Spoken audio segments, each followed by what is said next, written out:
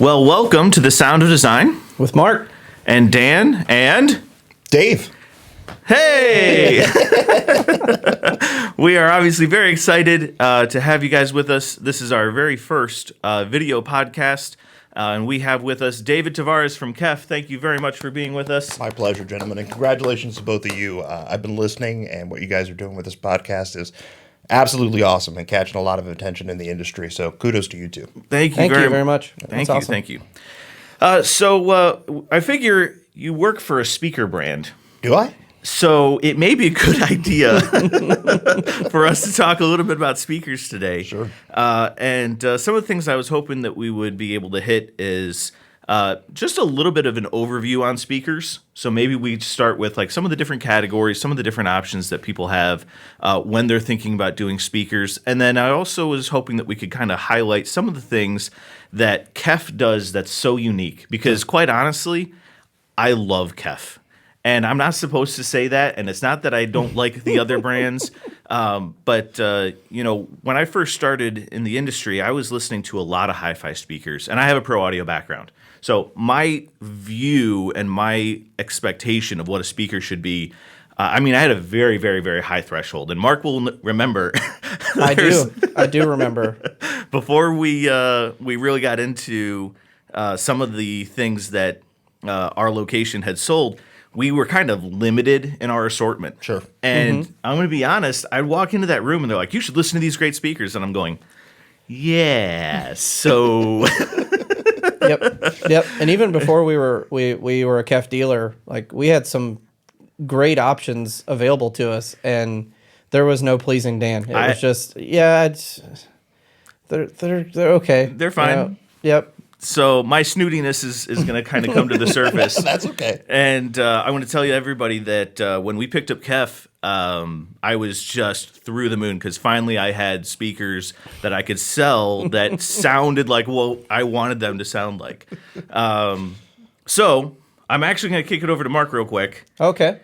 Could you start maybe with telling us a little bit about the speaker categories? Like what are the options when you're thinking about putting a speaker in a space, be it for stereo or for surround sound. Sure. And maybe let's, talk a little bit about that. Yeah. So, there's millions of different options out there. And a lot of times when a client will walk into our space, it can seem a little overwhelming. So I always use that easy question of like, hey, how do you want your sound to look? The first time I heard that, it was kind of like unlocking that, or breaking the fourth wall, so to speak, in my brain. Like, oh my gosh, like, why am I worried about what it's going to sound like if they don't like how it looks, right? So being able to talk about, do you want a speaker that's going to disappear into the space? Do you want something that's kind of medium size or large? That was huge for us, or for me in particular. So with that, you have an in-wall speaker, which, essentially disappears into the space. You have a medium size, like a bookshelf speaker, and then you have a large speaker, floor standing speaker. And those are typically the three options that you see or that we'll offer in most cases. Absolutely. So, Dave, when you guys start approaching, let's say, a tower speaker, how do you guys at KEF really think through that process? Do you have like a specific design intent? Do you have kind of a purpose or a philosophy that you guys try and adhere to? Or is it, throw it at the wall and see what sticks? Or Well, what's interesting about KEF, and I've learned now being there for 4 years, that a lot of the product that we make is truly a trickle-down technology from some of our flagship product and blades and reference and things like that. A lot of times, and now, maybe we'll get into a little bit more conversation about it, but specifically the metamaterial, right? First came out in reference and then blades and now is over into our series. We're not going to limit that core piece of technology that we use in some of our upper echelon product and not provide it to people in a value price point thing. So it all starts with new material going into our flagship product and ultimately trickling down to other things throughout the line. So just to translate, what you put in the really, really, really nice stuff is what you put in the very accessible stuff. Correct. Yes, exactly right. Yes. All right, awesome. Well, so in the tower speaker world, what are some of the lines that you guys carry, and what are some of the things? I know we've kind of mentioned blades. Sure. I know we've mentioned reference series. What was the difference between those two? Like, we talked about how do you want your sound to look. They have a very different aesthetic. 100%. Right. So, what was the thought process behind those two lines? Well, the genesis of Blade was really simply this thought, right? If we can take, which is our core technology and what we use in 99% of the product that we make, which is Uni-Q, if we could take that to the furthest extent, what would that product look like? And in Blade, that is, having the Uni-Q in the acoustic center of the two sets of woofers that we use with that. And it was just meant to be a concept. It was shown at a German audio show many, many, many years ago. And just like any of these products that get shown off and say, hey, this is just a conceptual idea, something that we think is pretty cool. We have no plans of manufacturing it. All of a sudden, it took off like wildfire. People wanted to buy it. And so, the engineers had to go back and go, okay, how do we make this for the masses? And it's been a highly successful speaker for us. That's awesome. Yeah. That's awesome. So the Uni-Q, could you maybe talk us a little bit about what does that do for a speaker design in a space? What's kind of the purpose behind that? Because it's a coaxial design, right? Correct. Yes. So your tweeter's inside the mid range. But you guys do some really weird things with that tweeter, and weird in a good way. Correct.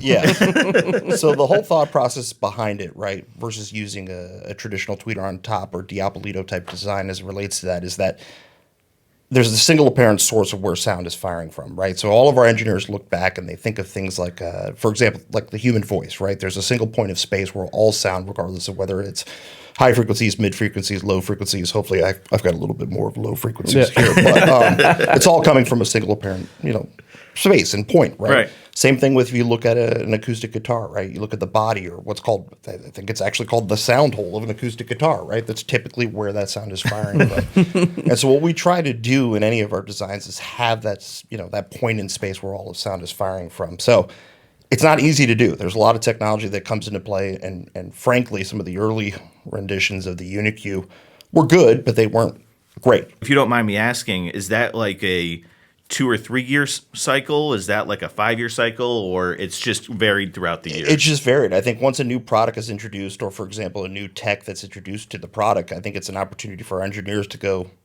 fresh again. Hey, let's see what we can improve. We know that this was an issue with Uni-Q in the past.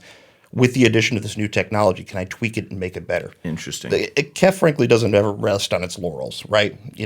I hear a lot of time in the industry, what's new with the new series? Oh, we've changed the crossover. Okay. Thanks. Cool. All right. So do we. But no, they go really kind of ground up and try to figure out how they can make slight improvements on really everything that they're doing with the new design. Awesome. Yeah. It's very cool.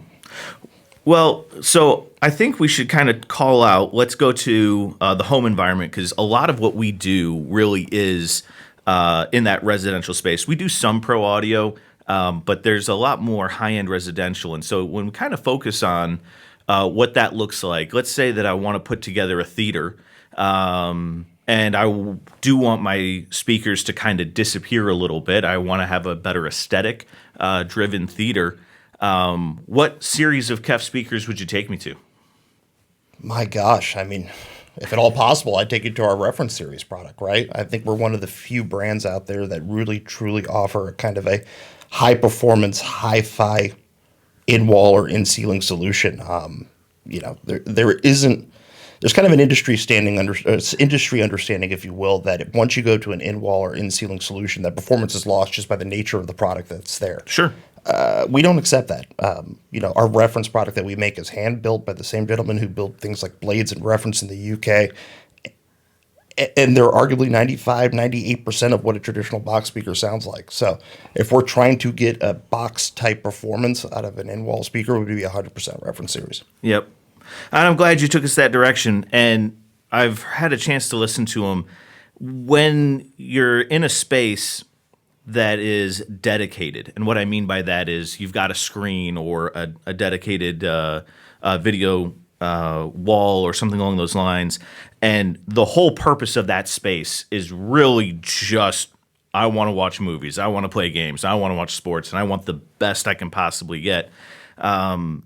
It's amazing how the sound kind of disperses in a wide and even way. And that's probably the thing that I really like about KEF more than anything else, is that dispersion is so different than everything else that everybody else seems to do.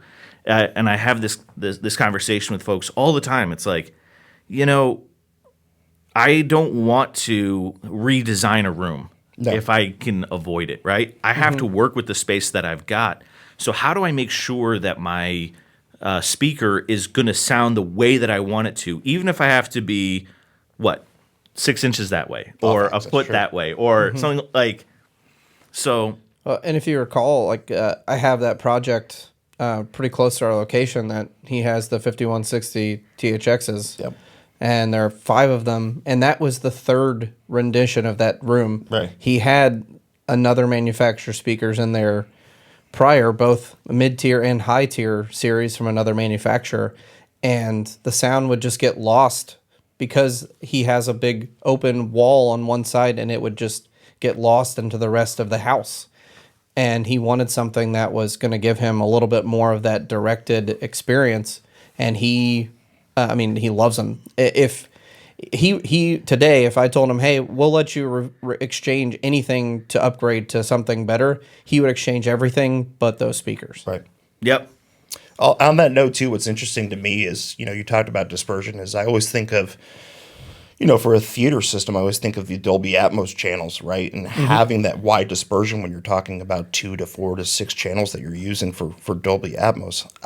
It's not often that I see people, I do see it happen. I'd obviously like to see it more, but for me, it feels like regardless of what you chose for your kind of linear soundstage, that KEF is the best option for Dolby Atmos. If you're trying to get dispersion and get better coverage onto multiple areas of seating there, even to the point Dolby Laboratories today uses KEF in-ceiling product for their Atmos. Absolutely, yeah. It's awesome. It's kind of known to be the go-to option because of what you mentioned, the dispersion characteristic of it. So well, and I think it makes sense because you have this problem, which is you're trying to fill up space in a wide way, and you've only got a single source to do that. And every manufacturer has to solve this, problem. And so it's like to be able to do that in such a clean and such an accurate way is one of those things that is so hard to do without spending ungodly amounts of money. yeah, exactly.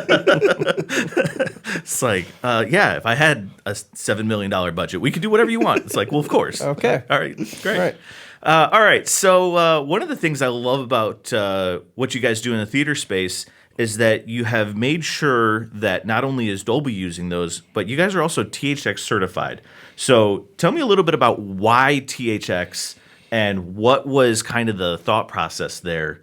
And Mark, could you just tell me, what does THX stand for? Oh, you're going to throw me out? You're going to throw that out there to me? It stands for, I have no idea off the top of my head. Tom Holman Experience. Yes. Hey, look at that. Yes. You guys are way better at this job than I am. So I know the sound it makes. Yes. I love that sound. I've watched Star Wars. Yeah, there you go. It's like those videos you see. What sound do all men love? The THX sound. The THX sound. Exactly. So good. So why we chose THX?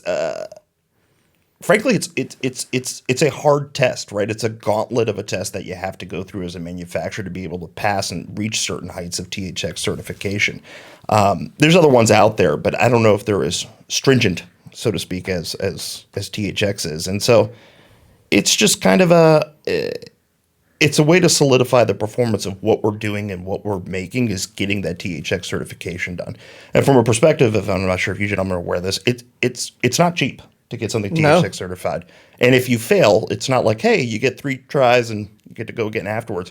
You get one shot. And if you don't pass that THX certification, it's the whole process over again. It's the same another investment that you have to make into it. But I would like to think from an engineering standpoint, you know, that the folks over at the UK are engineering these products, when they know that a THX certification is coming down the line for the product, there's a little bit more thought and detail, poignant planning that goes into a product, just to make sure that it passes THX certification the first time it goes through. So, Well, and I like the fact too that you have THX certified speakers at accessible price points. correct. And that to me, because like, you know, we made the joke, yeah, if I got $7 million to spend, great. But what if I've only got $7,000? Right.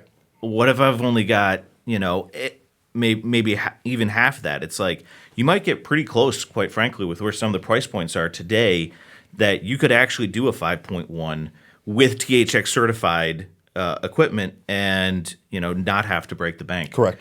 And so you're getting that reference level of quality without having to, you know, pony up. So let's say we want to design a 5.1.2. I know this is something that Mark has talked about a ton, is like get those last two Atmos speakers, do it right, you know, even from an entry level perspective. So what would be some of the options that you would take us to from KEF on an entry level perspective, you know? I think the bread and butter for what we do from an in-wall perspective is probably our 3160 RL THX in-wall speakers at $2,000 a piece. I mean, it is the equivalent of our traditional R7 tower speaker in the wall. Plenty of bass output, absolutely fantastic dispersion. They have a different look to them, too, than a traditional in-wall speaker. So whether you're using it with the grill or without the grill, I think aesthetically it looks really, really good in the room, too, on that. 5 of those around a room. I mean, really even larger rooms, it's going to be able to pressurize it and give it the kind of performance that you're looking for. I would say probably for our Atmos then, because we always kind of like to match the same series, our 200RR THX Atmos speakers. Yep. Again, anything that I referenced as it relates to those in-walls, the 200RRs do that too as well. Pair that off or round it off with a KF92, our force-canceling dual 9-inch subwoofer, and frankly, that's a heck of a system for most anyone in the room. I like the fact that you went there because there's this idea that I think that we've kind of harped on in design, which is to take a long-term view. Yep. Right? And so there's this concept of like, you know, why would I spend X on such and such? And it's like, well, yeah, if you buy a mechanically driven technology, going back to our previous episode, and I've got a 10-year, 15-year lifespan on that product, then you know what? Like, if you do the fast math, that's $10,000, right? But over 10 years, it's $1,000 a year on a phenomenal system that you're going to use every single weekend, every single evening, right? And it's like, why wouldn't I just do a little more? Like, I'm not going that much further down the rabbit trail to get to that correct experience level. And the beauty of audio systems, unlike anything else that's high performance, right, is that you can go piece by piece. You can start off with just a pair of speakers in the front and then add in a center channel or add a subwoofer and kind of grow into it as time and finances allow you to do it, right? I mean, we don't have that benefit with a brand new Mustang, right? It's not like we can buy the wheels first and then I'll get the transmission on the next bonus check, right? I can't enjoy it. It's just sitting in the garage at that point. Yeah. Right. And a lot of times I think clients if they start off with just a pair of stereo speakers, sometimes they don't grow or expand from there. They realize, hey, I invested good money into this, and frankly, I'm satisfied with what I have here, right? So always, you know, option is there to be able to kind of grow into the system versus throwing everything at it at one time. So, yep. Well, and I love the fact that you said, you know, be satisfied with stereo, because if you were to go to my living room right now, you would see a pair of speakers. And I also really like the fact that you called it the KF92, because I have one sitting right over there and it sounds so good. It was the best sub, quite honestly. So I'm really, really, really happy with that piece. All right, so we've talked a little bit about, you know, surround sound rooms, and, you know, we sort of touched a little bit on the hi-fi side of things. We talked a little bit about blades. Could you maybe take us into a little bit of a sidestep?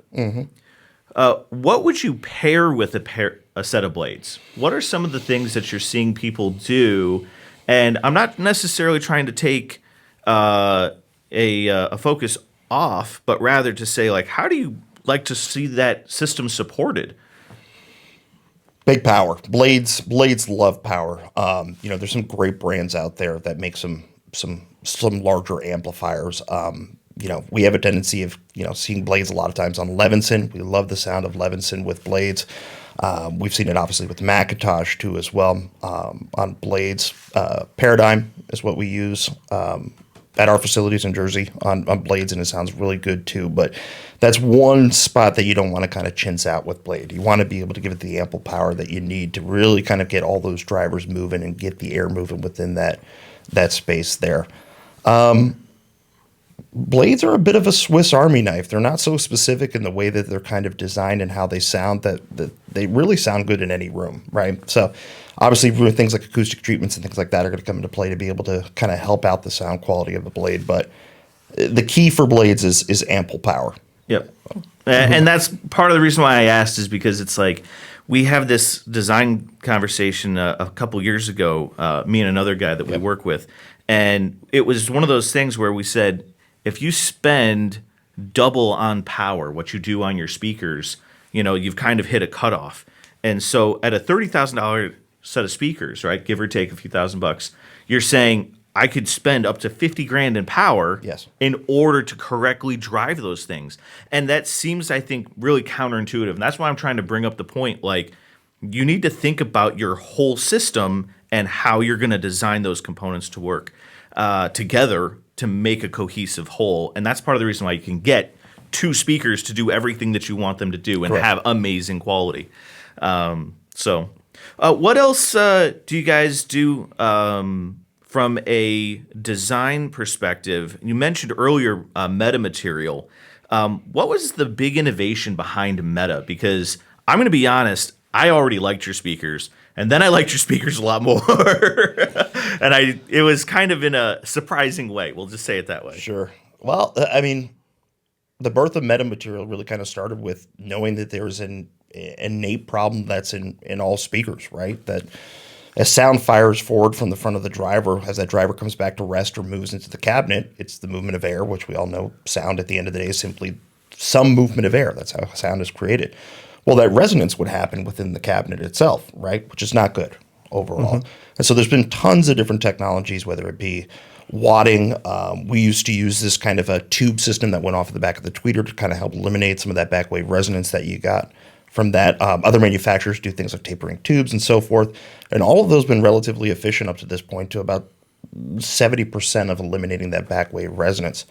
I've got to give kudos to our current head of acoustic engineering, which is Dr. Jack Ockley-Brown, younger individual, worked with KEF forever. I think he was an intern as he was going through what the British call uni, or what we call college here. There you go. Yeah, he was an intern with KEF and found this material, which the material itself has been used for other things. It's normally wrapped around things like commercial air conditioners, generators, things of that note to kind of quiet them down. But he said, hey, what if I take this material and I put it on the back of the Uni-Q driver and try to see how that helps eliminate, some of the back wave resonance coming off the tweeter. Well, long story short, it was very efficient, up to the tune of 99.8% efficient of eliminating that back wave resonance on it. So when I talk awesome.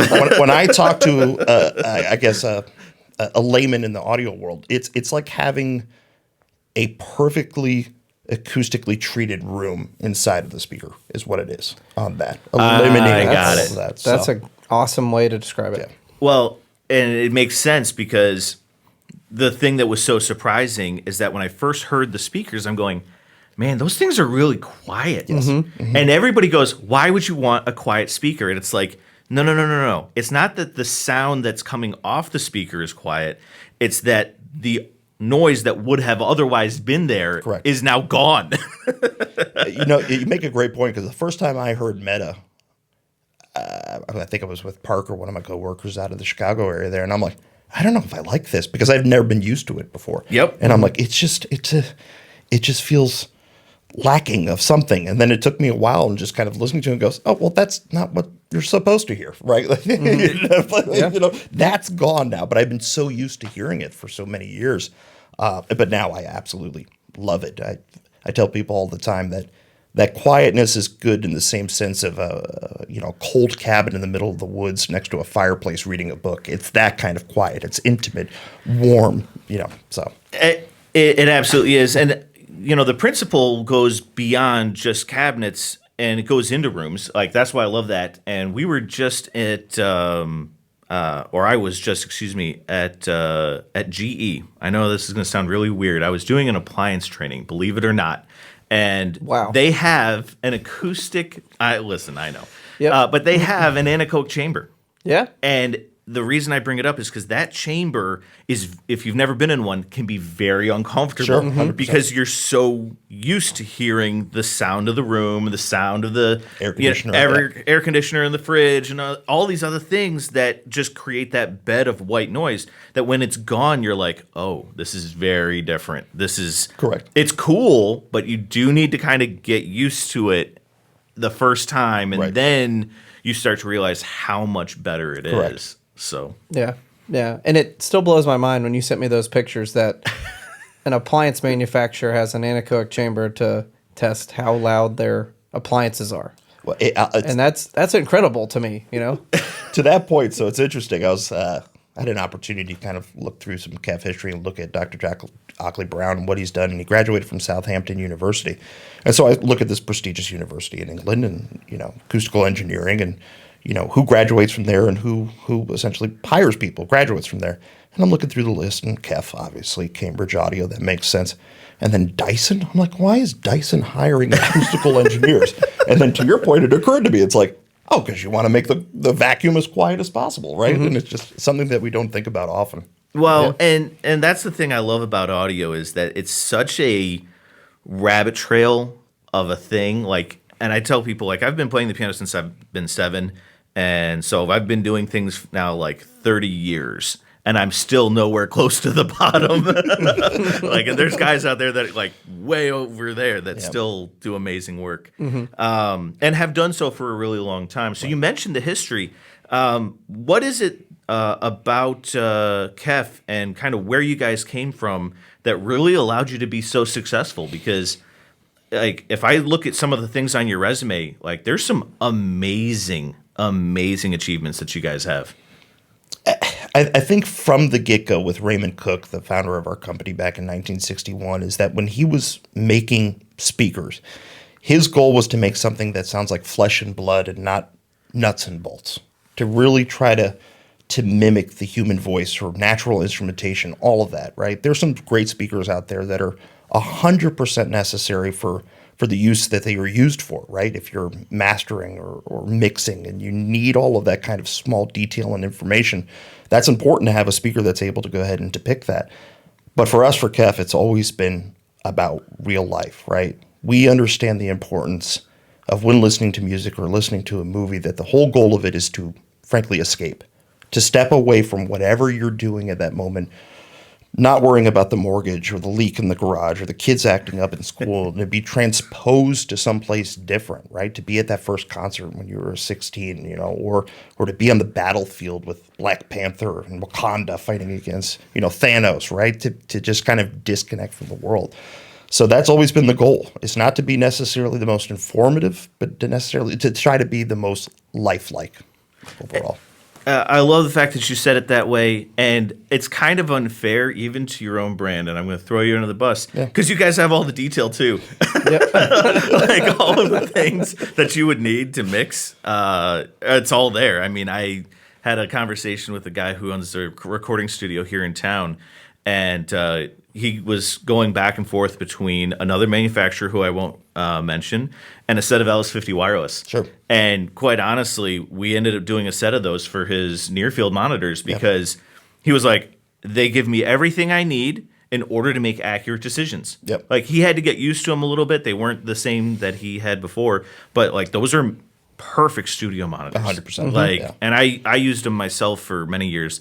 I had a set of the Nocturnes, which we can't see, but maybe I'll bring them out. Those were such a cool set. Oh my Love goodness, them. they're so good, so good.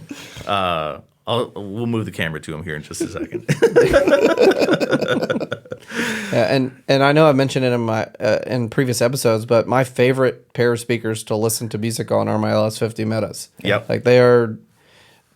You brought it up earlier, like just the sound of the speaker itself being so quiet.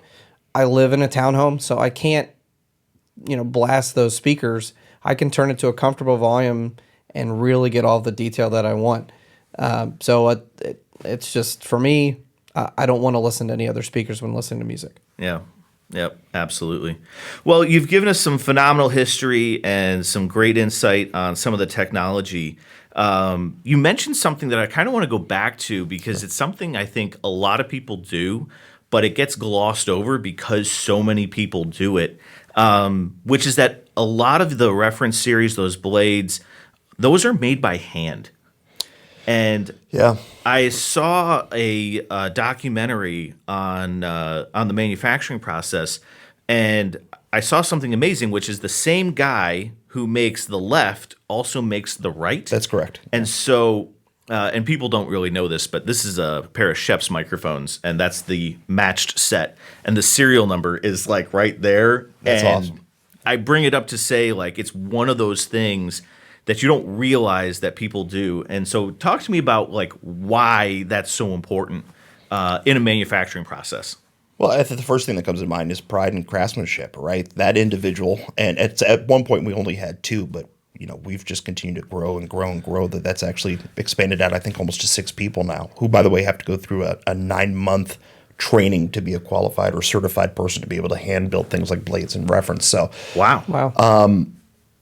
but it's just the pride. I mean, pride of building, right? The handcrafting of that product. Every blade or reference that you receive, you'll literally get what we call a birth certificate within it that shows you who made it, right? And funny enough, one of the guys is Mark, and another one is named Dave, right? Who do that. But what's even more interesting is that as Meta came out, there was a lot of retail stores that had prior versions of the blade that we in the field had to go out and kind of upgrade to the new Meta. I could take off a driver and look at the inside of a blade and go, yep, that's Mark. There's little nuances and tendencies to how they do things, whether it be length of cables or things like that inside of it. But yeah, it's awesome, right? There's only a handful of guys in that are making your product for you. And for when you talk about something like a blade, which at US retails $35,000 for the pair, there's a certain sense of exclusivity, knowing that you have one individual master craftsman in the UK making that product for you. So. Well, and it makes perfect sense. I mean, we talked about technology principles on a previous episode, and that principle of specialization. Yeah, correct. The idea that I only want one guy to do this one thing the absolute best way that he can, and to think 9 months after you get hired in at a company, and I'm sure that they probably have to work for the company Correct. for an extended period of time before you even go to school, before you're allowed to even hit the floor to make something. That's just absolutely wild to me. Absolutely wild. It's like, you guys need your own school. Yeah. I do it. That'd be fun. Yeah, that's what I'm saying. All right. Well, we've talked quite a bit about KEF, and so I want to kind of shift directions into the video game world.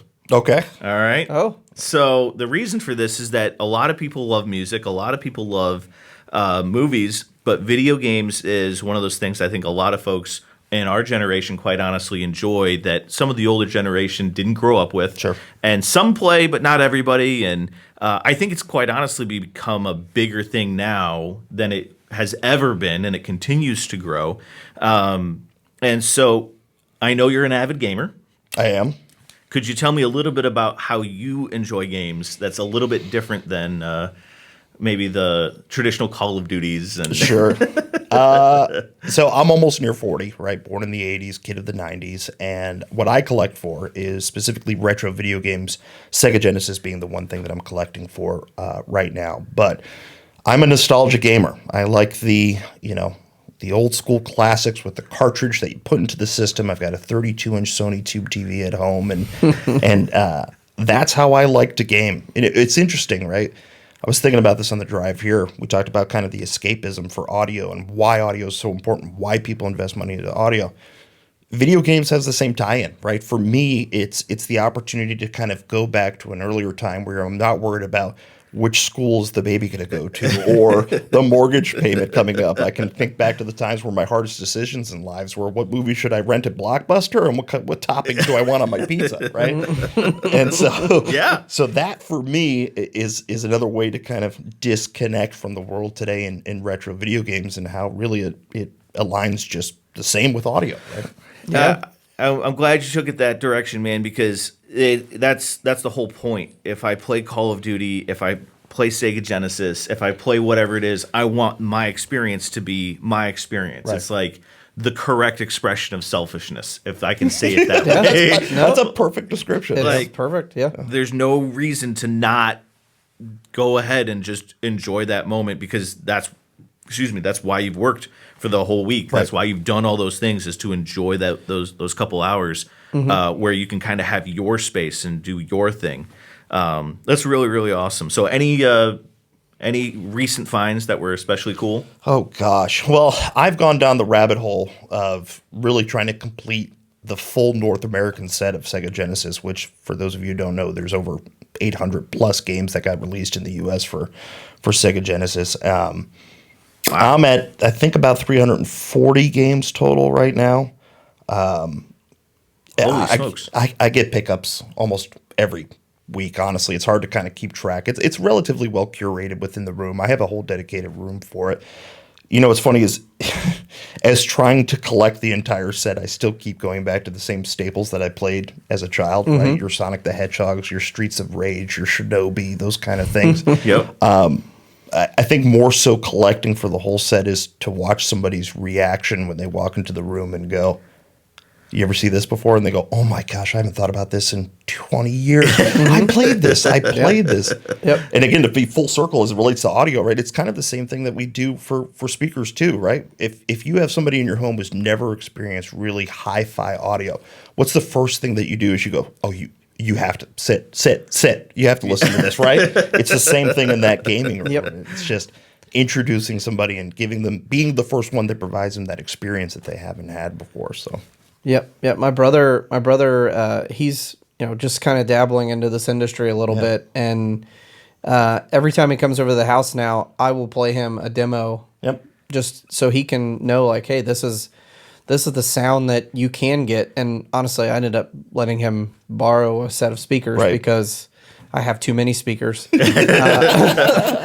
he can't listen to them all. He now has a movie night that he has with another friend that if he didn't have those speakers, that movie night would not be movie night. Like, that's what he told me. He's like, it's completely changed just how I spend my Saturday nights watching these movies. So, as far as the gaming aspect goes, I'm right there with you. Like, I do play a lot of the newer stuff. I've got a lot of friends all over the U.S., and online gaming has been great for being able to hang out with those folks on a regular basis, even though when I can't physically see them. Right.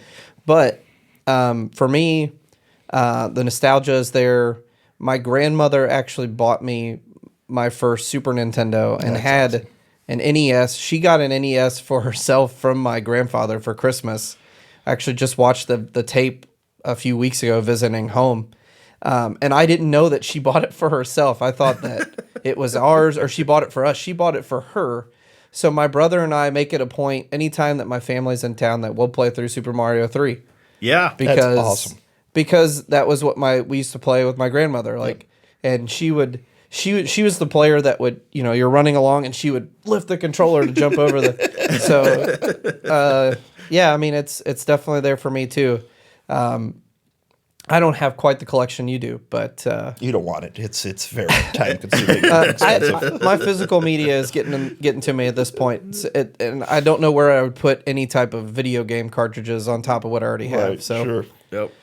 Well, and I think you talk about the collection aspect of it, and it's one of those things where I've seen it now for many, many years. You go to somebody's house and they say, I've got a listening room, or I've got a dedicated space. And of course, what do you see on the wall is a huge vinyl collection or a huge CD collection. Mm-hmm. And I remember hearing the conversation essentially like, if you've spent $30,000 or $40,000 on a collection, right, of music, why would you not invest the same amount of money into the playback system. 100%. Like and we don't think about dollars and cents always the same way. A lot of times it's like this concept of gear versus like this versus that, and do I do this or do I do?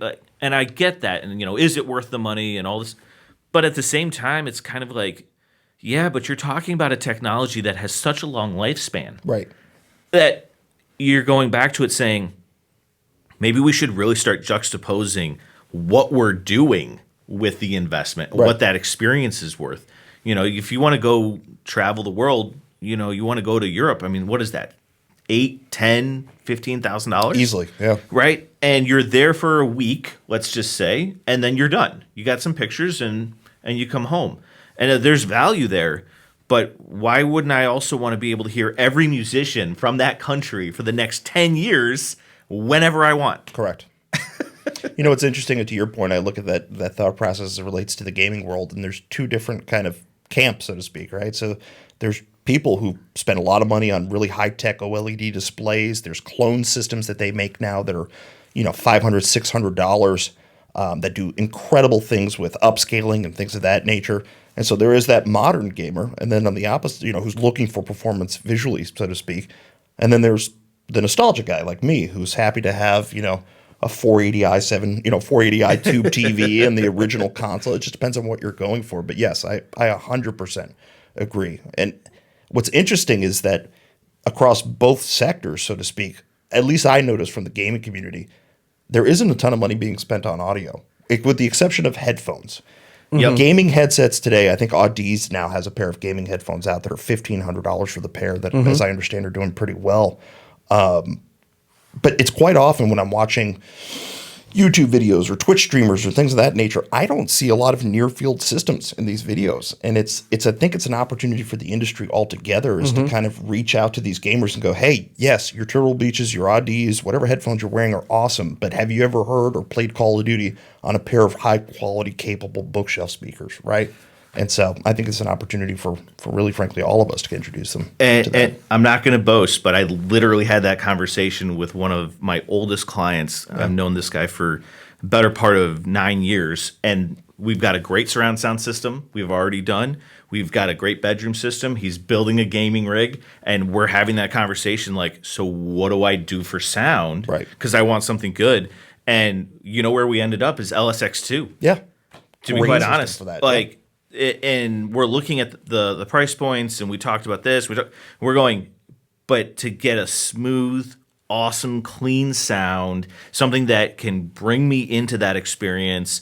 If I want to pair it with a sub, I can to Right. get some of that low end rumble. But he's not going to do that because he's in a smaller space, very similar to you, Mark, where it's like, yeah, I don't really have the ability to blast this. I don't need volume, but I do need detail, right? And that's what those are gonna do. Yep. And I mean, literally yesterday, that was the conversation. That's awesome.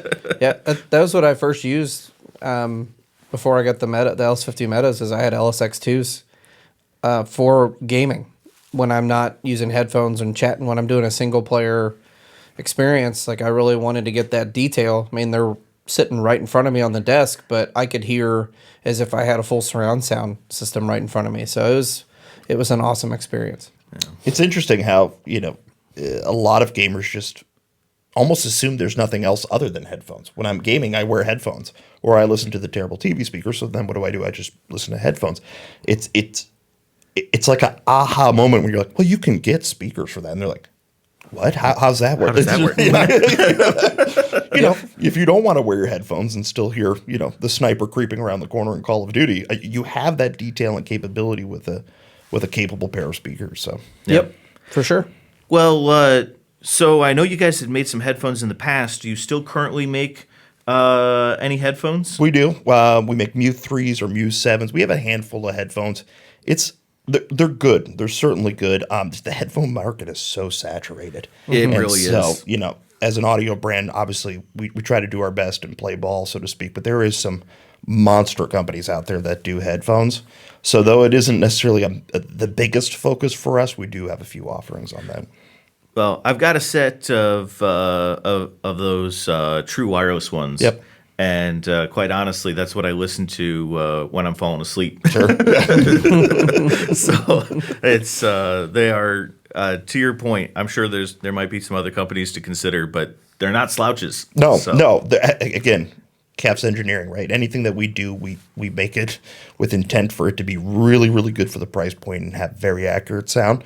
It's just sometimes we can't, take all the engineering guys away from whatever projects they're working on to do headphones, because we are first and foremost a speaker company first. Yeah, So. yeah, absolutely, absolutely. Well, why don't we do a segment? All right, we're going to do a segment. I like segments. And we've been talking on the show quite a bit recently about demo tracks, and I can't pass up this opportunity to ask from a guy who's done this for a very, very long time, and has probably some different tracks than what I like and different than what Mark likes. So what are a couple of demo tracks that you think we should be listening to? Ooh, there's so many good ones. Before I give a few tracks, can I give a word of advice for those who are out there doing demos? Absolutely. Young in my career, selling hi-fi, I used to have a go-to demo track, right? The same song that I would use on any speaker, regardless of what I'm playing, whether it was a satellite, bookshelf, tower, whether it was something ultra luxury and expensive, it was the same track I played over and over again. That thought process is incorrect, right? Okay. And I'll tell you why. How do you differentiate the capability of a $35,000 pair of speakers versus a $350 pair of speakers if ultimately both of those can kind of do the same track or your go-to track relatively well, right? You have to throw things at it that's really going to show not only the capability of the more expensive item, but also how the lesser expensive item is just not able to do it. So you should have a large repertoire of demos across all genres, across all products that you sell, right? Whether you're selling a KEF or a different brand, there should be certain tracks that you play for XYZ product for KEF, right? It should be that specific. So the demos I'm going to play and give you right now that I've been playing recently work well on certain products that we make and other ones don't. So, but just things that I generally like to play right now. There's an Austin band by the name of Polyphia. If I'm not sure if either one of you have heard of them yet. I have not.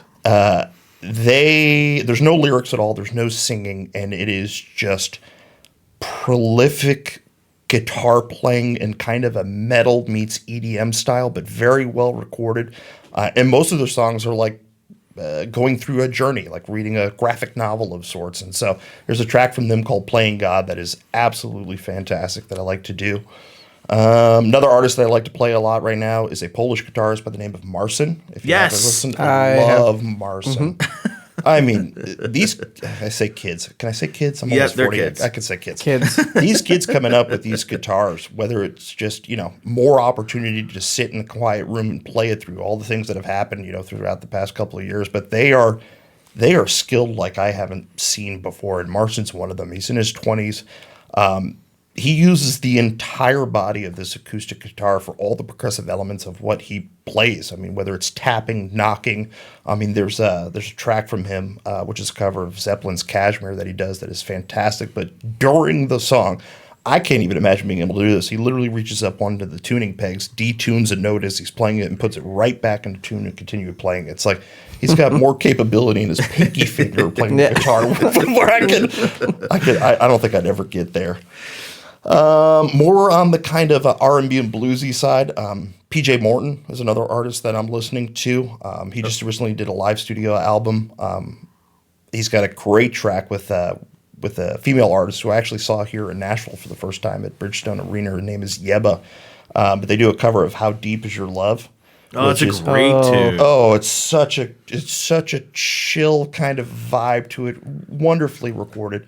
Listening to a lot of that at the moment too. So if I had to give one more kind of in that same vein, Leon Bridges, if you haven't listened to him, another newer, younger artist who's got that kind of older soul vibe of Otis Redding and Sam Cooke. So, call me old fashioned, but these new artists coming out that sound like something nostalgic and something of the past is kind of what I'm leaning towards. So lots of good stuff out there right now. That is awesome. Yeah. That's Awesome, great. awesome. Well, thank you very much for sharing. And Dave, thank you so much for being My with pleasure, us gentlemen. and being our very first guest Hey, on our very first video podcast. We're so honored to have you with us, and it's been an absolute joy and an absolute pleasure. So thank you, sir. And it's Thank been you. my pleasure. Seeing what you guys have done so far and where this has come to, just happy to be here. So. I'd like to just say thank you to everybody who has been watching and listening. Please like, comment, and subscribe. Share with your friends. If you guys want to hear us talk about something specific, or if you have questions, please reach out to us at thesoundofdesign.com. And we will see you guys on the next episode. Thank you, guys. Appreciate it. Thank you. Thank you.